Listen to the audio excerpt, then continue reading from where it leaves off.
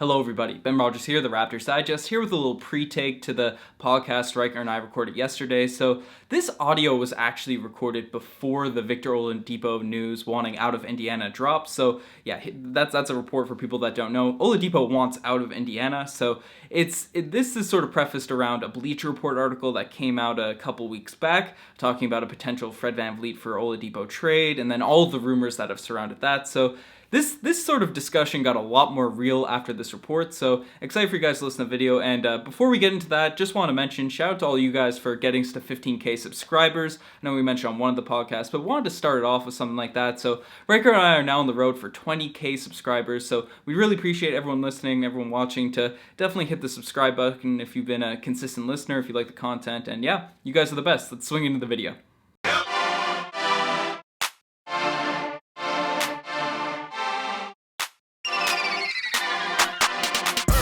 Hello everybody, Ben Rogers here, the Raptors Digest. Ryker, we have a little trade scenario thrown out by Bleacher Report, and everyone loves these sorts of trade articles. I know everyone agrees with a Bleacher Report take every time they put one out, so we'll just break this one down. But the Toronto Raptors could potentially trade, or should trade, according to Bleacher Report, Fred VanVleet to the Indiana Pacers, Ryker, for Victor Oladipo. Obviously a past All-Star, has dealt with a lot of injuries.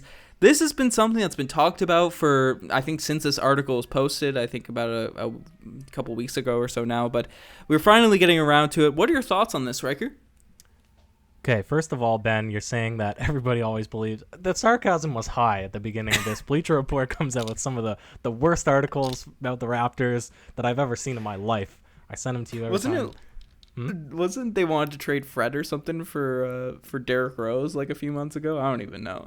Yeah, listen, let's not get into the shambles that is Bleacher Report, following the Raptors or suggesting anything about the Raptors. But we're talking about a sign and trade, and what is particularly interesting about this is, one, the timing, and saying, well, how much money is Fred going to command in the offseason? We have reports saying the Knicks are looking at $22 million or more for Fred VanVleet. We're saying, do the Raptors see a future if they need to match a contract that's $25 million, maybe more, when the Raptors are still looking at big guys next season like Giannis? Does he fit into that? And in our video breaking that down, we basically said, you're going to pay Fred probably anything that he's offered to keep him around, but it might hurt if it starts creeping up above that $23 million, whatever. But another name that has been floated around to say why we might want to keep salary space is because of Victor Oladipo hitting the next season's offseason. So if we did a sign and trade situation where Fred VanVleet goes, you get Victor Oladipo back for a season, you're able to keep that cap space, maybe that is something that would be enticing, Ben. And the fans have been calling for it. Yeah, it's been swirling around Toronto Raptors land about Dipo potentially coming to the Raptors, and you brought it up because Fred VanVleet is going to get a long-term deal. He deserves a long-term deal. He deserves that big money, and I expect it to come from the Raptors. But if the Raptors were to make this trade with the Pacers, then we do still keep that flexibility for 2021. Now, you run the risk of Victor Oladipo potentially leaving, that next offseason and all that sort of stuff the same way sort of Kawhi did. It would be potentially for a rental, but obviously he's not as big of a risk as a player like Kawhi Leonard was. But Dipo's an interesting, and you brought up how Dipo was a big name for 2021. The biggest fish in that pond that we're trying to pick up is Giannis Antetokounmpo. So I guess that you're opening up more possibilities to keep that door open for Giannis, even though that's its own sort of thing. We got to do another Giannis tracker video now in the next few weeks or so, break down all the news, keep everyone up to date. But regardless, Dipo's an interesting player because I think name-wise, everyone would say Dipo's the more talented, the better player, who's an all-star, all that sort of stuff. But you look at the stats, particularly for the past 2 seasons, and he's dealt with a lot of injuries, and that's a big reason for this being the case, but only averaged about 19 points per game, 6 rebounds, 5 assists during the 2018-2019 campaign, only played 36 games, and then in the 2019-2020 season, only averaged 15 points per game, Ryker, shooting 31% from 3. That's way down from Fred's close to 18 points per game on 40+% shooting. So stats-wise, Dipo hasn't been the player of Fred VanVleet the past 2 seasons, really. So no, but obviously, but the last 2 seasons really are a write-off for Victor Oladipo. Yeah. If you're going to compare him, you're kind of looking at his OKC, I guess his first season at Indiana. Yep.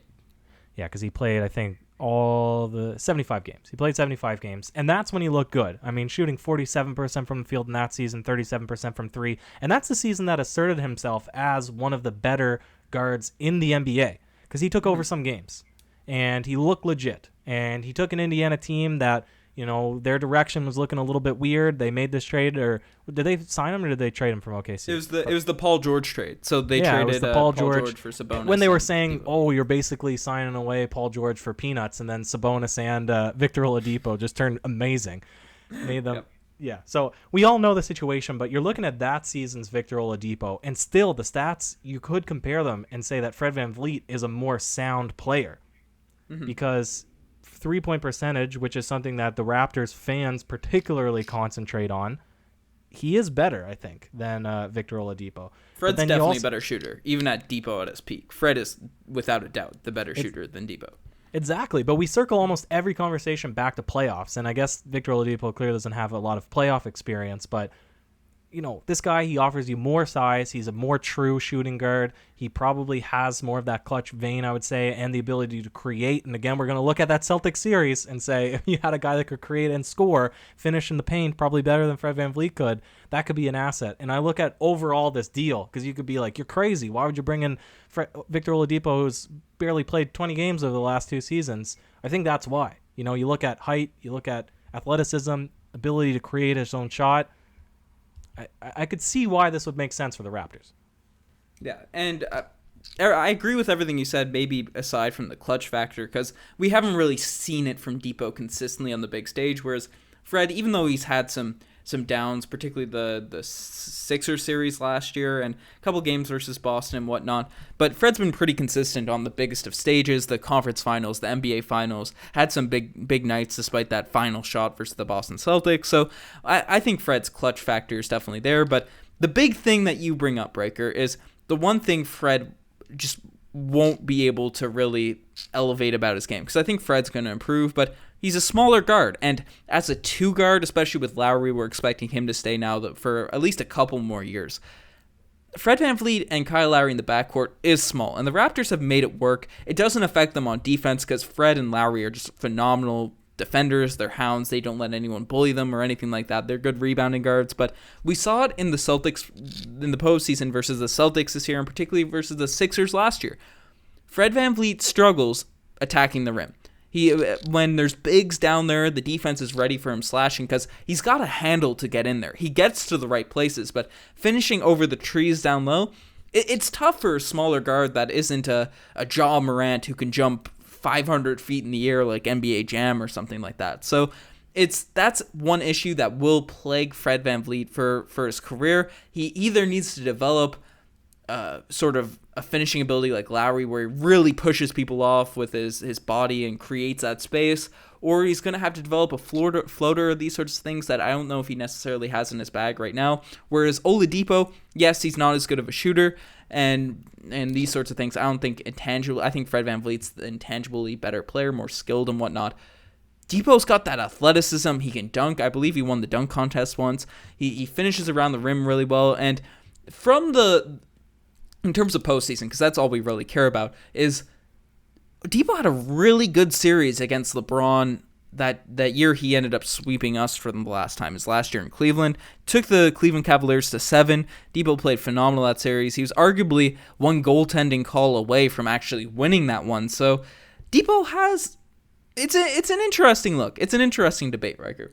Well, the Raptors fans' ears perk up when they hear anybody having success against LeBron, because everybody remembers so acutely LeBronto. And so anybody that doesn't stress out and doesn't get absolutely paralyzed on the court when they face that man, they're like, hold up, is there a potential that we could get him here with us, you know? But I think really the reason why he's become a main discussion point as a free agent is not because we want him necessarily at the 2, or we don't want him as the next floor general. We're looking at, all right, it's pretty much a shoe-in, or it's a lock that Fred VanVleet is going to be our point guard of the future.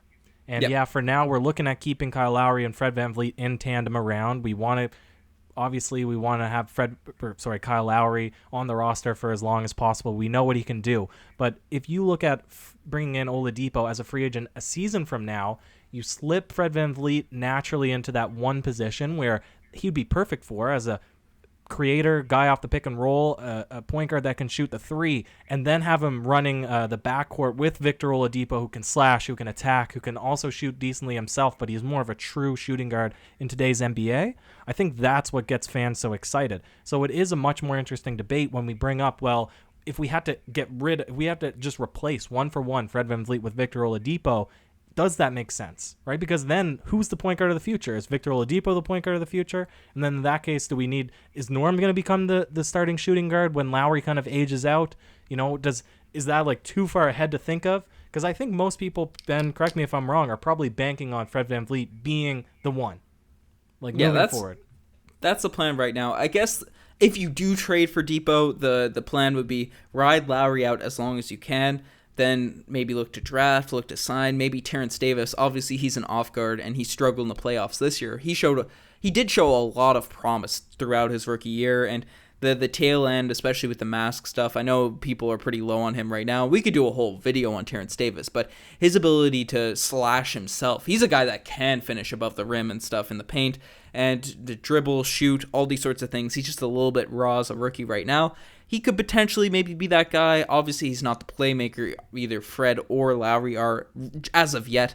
We haven't really seen him play on the ball too much throughout the course of the season. So I think maybe he's theoretically that guy because Norman Powell, Dipo, Matt Thomas, those are pure shooting guards. But yeah, it's an interesting point you bring up. And Riker, so I guess the question is, do you think Dipo will come back to that level of play that he had in 2017, 2018? Because even though he's been injured, he has played in some games after recovering from injuries, and obviously it takes some time to get back in a rhythm, and he hasn't had that opportunity to get back in a rhythm. But the stats aren't that appealing from the current day Victor Oladipo in terms of what he's been able to do. He's only 27 years old, but he's dealt with injuries over the course of his career. And, he's a guy that's not like Fred VanVleet, whose game is built off just skill and swerving around people and stuff like that. He's an athletic player. So is it even worth the risk to make, sign or trade for Dipo, trade a valuable asset like Fred for Dipo and maybe pay him a long-term deal if he's going to have these injury issues?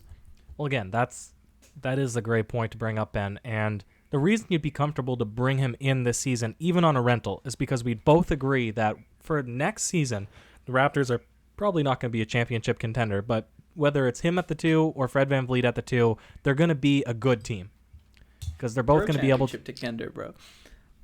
We're one. Bro, we almost made the conference finals, and our best player was just really off his game. I think we would have. A lot of Raptors fans agree we would have handedly beat the Heat. I don't know. Maybe that's a hot take, but I think we could have won the finals. We played the Lakers really well throughout the course of the season. I think we could be championship contenders, especially if we make some moves and stuff next year and Siakam comes back normal. Well, I love your optimism, Ben. I don't think that Raptors fandom is really on that bandwagon after this year's disappointing, to say the least, exit. But listen, I love the optimism, and I'll give you the benefit of the doubt here. But again, my point is, you can sign and trade VanVleet, you can bring Victor Oladipo in. Maybe it increases the marketability of Toronto as a free agent destination with Oladipo, who is a promising guy. He probably has a little more clout around the league.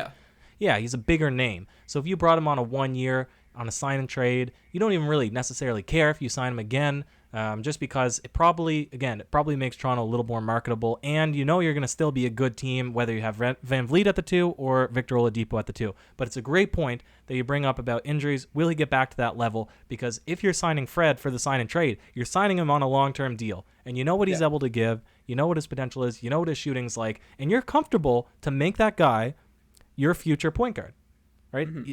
You're comfortable with that. And so are you willing to trade away a guy who's pretty certain for a guy who is not so certain? He's still not at the level that he was, and we don't know how much higher his ceiling is than Fred VanVleet's ceiling, really, because he was just starting his trajectory into stardom in that season, that 2017-2018 season, and then obviously all the injuries hit. So, Ben, the answer is I don't know, because we've seen guys bounced back fine, terrifically from injuries. And then, for every case like that, we've seen the D Roses and the Paul Georges and everybody that, the injuries just seem to plague them year after year, or it tweaks their game or their shooting form, and all of a sudden they kind of suck when the moment matters the most. Yeah, no, it's definitely something that has to be taken into account. As you brought up, it could go the D Rose way, or it could go the Kawhi Leonard way when we traded him after coming off of injuries. And that's why I think, because some people are saying, like, why on earth would the Pacers ever do this deal? And I think they do it because they probably want more of a sure thing. The Pacers are a team, obviously a smaller market. They want to maintain a high level of play on the court. Obviously, Fred VanVleet's an NBA champion. They have Dipo and Brogdon. Brogdon's more of an off-ball player, so having a point guard to come in, match him in the backcourt, rather than running sort of two shooting guards in the backcourt, that could be a thing. But people debate whether Brogdon should be a point or shooting guard. That could be. That's not what we're going to talk about in this. So, I don't know. I think for all the reasons we bring up, the Pacers are reasons for why the Pacers may do it, and we say it on every video we make, Riker. Every move we do is for the playoffs, because the Raptors are consistently a very strong team. I think regular season, we haven't really had any worries for the past 5-6 years. So every move we make is for playoffs and winning another championship. And do you want to risk, as we did with Kawhi, to because Dipo, theoretically, the ceiling for Victor Oladipo for in terms of what he potentially could be at full health, this guy may be averaging 25 points per game, that can shoot, that can slash, that can be a primary bucket getter, and surrounded by players like Siakam, OG, and all these types of guys, could really make for a strong team. And against a team like the Celtics, maybe is more of a consistent threat to score. And, his floor is a guy that's just constantly injured and is a complete non-factor. Whereas Fred VanVleet, he can run a team. He's steady, right? He's steady. He'll probably average close to 20 points per game next year. He'll knock down some threes. He'll struggle finishing in the lane, but he's going to be a fringe all-star caliber player. Fred will be for sure. Dipo could either be that, arguably all-NBA guy to just a injury-riddled role player. Yeah, absolutely. And the question, again, you said it always going to come back to playoffs. And would you have rather had in this Celtics series this season's Fred VanVleet or this season's Oladipo? Obviously, you're going to pick Fred VanVleet, but would you have rather had this season's Fred VanVleet or 2017-2018 Oladipo? You'd probably pick that guy for the Celtics series, because at least he'd attack that Game 7 where the ball it seemed very dead and offense seemed stagnant in Game 7. Oladipo probably would have sparked some life, probably would have gave the Raptors more of a fighting chance. But again, yeah, you'd have to be giving away a guy that is very certain, and you'd be putting all your chips in that. And let's say you don't re-sign Victor Oladipo, or because you'd be getting him in on a 1 year, and it doesn't work out. What is Masai Ujiri's plan then? You've aged out Kyle Lowry and you've gotten rid of Fred VanVleet. So you have to think long term here, Ben, and that's why this is going to be my final point, my conclusion. You don't sign and trade for Victor Oladipo. You look for him in the free agency. Yeah, I'm in agreement with you, and just hope for the best with free agency 2021. He's not a Kawhi Leonard player, where in terms of, because Kawhi Leonard, we saw be a finals MVP, be a guy that's shown to be arguably in the MVP discussion. Dipo was never at that level, so even if he returns to pre-injury form, it's not a finals MVP surefire guy like we were risking with Kawhi. So obviously, you can make the debate whether you want to keep DeMar as a bigger asset than Fred, but I think right now Fred is at that DeMar level in terms of player that you want to keep on a team. So maybe a little bit less, because DeMar really changed our franchise and he had high value at that time. So I don't know, Riker. I lean towards your side of things, but maybe if a physical comes back, we see some off-season video footage that always baits us, like those Stanley Johnson videos that are going around right now that make him look like Kawhi Leonard, but it is what it is. I might be changing my mind. I know a lot of people from just sort of the comments and all that want Victor Oladipo, so it's interesting. Let us know what you guys think in the comment section below. You're the best to make this far. Check out the Twitter, the Instagram, all that cool stuff. Any last words, Riker? Nope. That's it for me, Ben. Cheers.